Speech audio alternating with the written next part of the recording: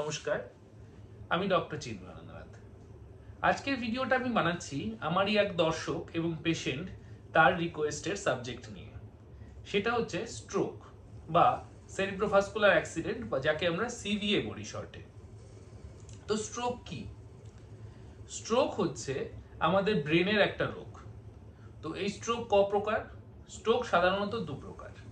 একটা হচ্ছে ischemic stroke, মানে ব্রেনের শিরা উপশিরার মধ্যে দিয়ে যখন রক্ত সঞ্চালন ব্যাহত হয় বা কোনো একটা পার্টে রক্ত আটকে গিয়ে পরবর্তী যে ডিস্টাল পার্ট রয়েছে সেইখানে রক্ত না গিয়ে সেই এরিয়াটাকে ডেড করে দেয় বা সেই এরিয়াটা কার্যক্ষমতা হারায়, তখন তাকে বলা হয় ইসকেমিক স্ট্রোক। এছাড়া আরেক রকমের স্ট্রোক আছে, সেটা হচ্ছে হেমারেজিক স্ট্রোক বা রক্তক্ষরণজনিত স্ট্রোক। এই স্ট্রোকটা কেমন হয়? ব্রেনের ভেতরের কোনো একটা পার্টের শিরা বা ধমনী যখন ফেটে যায়, ফেটে গিয়ে সেই এরিয়াতে কিছুটা জায়গায় ব্লিড করে এবং সেই রক্তটা ওখানে জমে গিয়ে সেই এরিয়ার মানে ব্রেনের কার্যক্ষমতাটাকে নষ্ট করে দেয়। মেইনলি এই দুটো স্ট্রোকই কিন্তু আমাদের ব্রেনের ওপরে এফেক্ট করে। তো এই স্ট্রোক প্রিভেনশন কি করে করা যেতে পারে?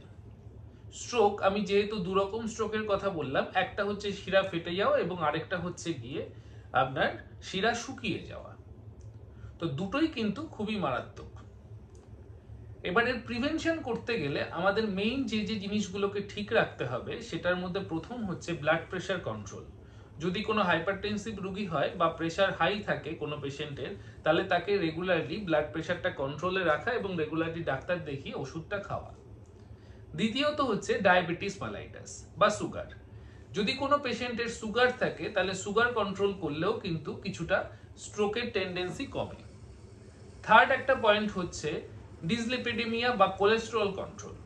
মানে যদি কোনো পেশেন্টের কোলেস্টেরল লেভেল হাই থাকে তাহলে কিন্তু ব্রেনের শিরা উপশিরায় কোলেস্টেরল জমে গিয়ে অ্যাথেরোস্ক্লেরোসিস হয়ে সেইখানে রক্ত সঞ্চালন কমে যেতে পারে বা বন্ধ হয়ে যেতে পারে। তো সেখান থেকেও কিন্তু স্ট্রোক হওয়ার সম্ভাবনা থাকে। এরপর হচ্ছে আমাদের লাইফস্টাইল এবং ফুড মডিফিকেশন। যদি আমরা রেগুলার এক্সারসাইজ করি এবং আমাদের খাবার দাবার যদি হেলদি হয়, তাহলে কিন্তু কিছুটা হলেও আমাদের স্ট্রোক থেকে বাঁচতে পারবো। এরপরে আসছি বিভিন্ন সাইকিয়াট্রিক ডিসঅর্ডার, যেমন ডিপ্রেশন, অ্যাংজাইটি এবং অন্যান্য সাইকিয়াট্রিক প্রবলেম। যদি এই ধরনের কোনো প্রবলেম মানুষের থাকে এবং সেটা যদি আনকন্ট্রোলড অবস্থায় থাকে, তাহলে সেখান থেকেও কিন্তু স্ট্রোক প্রেসিপিটেট করতে পারে। সুতরাং যদি আপনার সাইকিয়াট্রিক কোনো প্রবলেম থাকে, আপনি যদি ক্রনিক ডিপ্রেশন বা অন্য কোনো সাইকিয়াট্রিক প্রবলেমের শিকার হন, তাহলে অতি অবশ্যই কিন্তু ডাক্তারবাবুকে দেখিয়ে সেগুলোকে ঠিক করে রাখলেও কিছুটা স্ট্রোক টেন্ডেন্সি কমবে। এরপর আসছি যে মাথায় আঘাতজনিত কারণে। মাথায় আঘাতজনিত কারণেও কিন্তু শিরা ফেটে গিয়ে বা শিরা শুকিয়ে গিয়ে স্ট্রোক হতে পারে। এবার যদি স্ট্রোক হয় তাহলে আমরা কি করব বা কিভাবে আমরা বুঝবো যে একটা পেশেন্টের স্ট্রোক হয়েছে?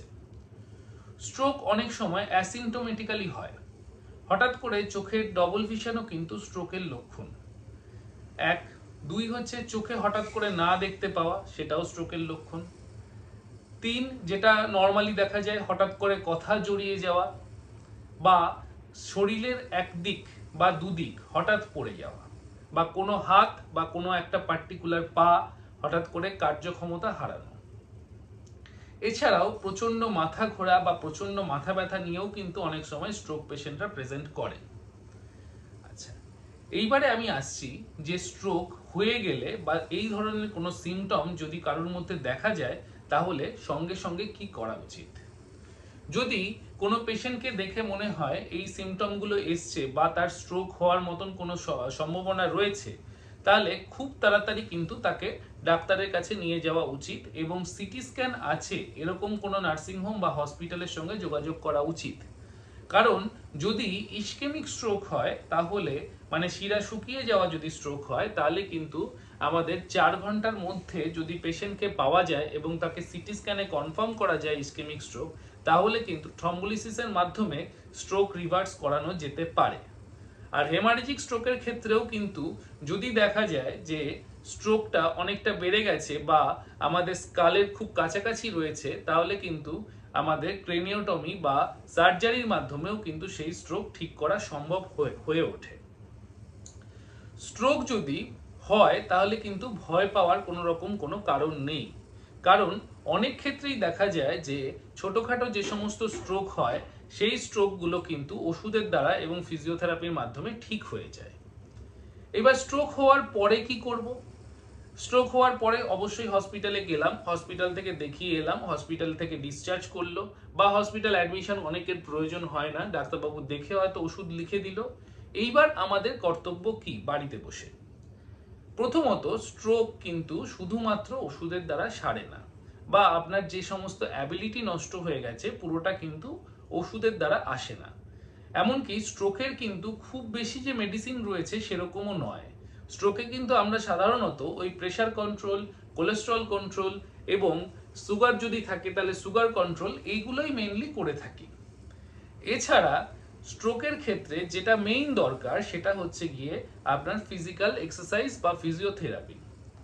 ফিজিওথেরাপির মাধ্যমে এবং ওষুধ যদি ঠিকঠাক খাওয়া হয় তাহলে কিন্তু অনেক ক্ষেত্রেই দেখা যায় স্ট্রোকে অনেকটাই ভালো ফলাফল পাওয়া যায়। সুতরাং স্ট্রোক পেশেন্ট যদি আপনার বাড়িতে থাকে বা আপনার যদি কোনো স্ট্রোক পেশেন্ট জানাশোনা থাকে তাহলে সেক্ষেত্রে অতি অবশ্যই তাকে কিন্তু ওষুধের সঙ্গে সঙ্গে ফিজিওথেরাপিটা কন্টিনিউ করে যাবেন। তা না হলে কিন্তু স্ট্রোক পেশেন্টদের কিন্তু ডিসএবিলিটিস ঠিক হবে না। এবার আমি আসছি যে সমস্ত পেশেন্ট বেড রিডেন থাকবে, মানে স্ট্রোক হওয়ার পরে হয়তো সে বেড থেকে উঠতে পারছে না, তাহলে তাকে কি ধরনের কেয়ার দেওয়া উচিত? বেড রিডেন পেশেন্টদের নিয়ে আমাদের যে মেইন ভয়টা থাকে সেটা হচ্ছে বেড সোর হয়ে যাওয়া, বা ইউরিনারি ইনফেকশন, বা স্টুলের মাধ্যমে জিআই ইনফেকশন, বা কোনো রকমের কোনো সেপসিস হয়ে যাওয়া। যদি এই ধরনের কিছু হয়ে যায় বা নিউমোনিয়া ডেভেলপ করে যায় তাহলে কিন্তু পেশেন্টের প্রাণ সংশয় পর্যন্ত হতে পারে। সুতরাং যদি কোনো বেড রিডেন পেশেন্ট থাকে তাহলে কিন্তু তাকে একটা বেড কেয়ার দেওয়া, তাকে ব্যাক কেয়ার দেওয়া, তাকে একটা এয়ার ম্যাট্রেস দেওয়া, তার ক্যাথেটারটা রেগুলারলি চেঞ্জ করা যদি তাকে ক্যাথেটারে রাখতে হয়, তার স্টুলটাকে রেগুলারলি ক্লিন করানো, যদি তার সর্দি কাশি বা সামান্য জ্বর ঠর কিছু হয় তাহলেও সঙ্গে সঙ্গে ডাক্তারের পরামর্শ নিয়ে ওষুধ খাইয়ে সেটা প্রাইমারি লেভেলে সারিয়ে নেওয়া।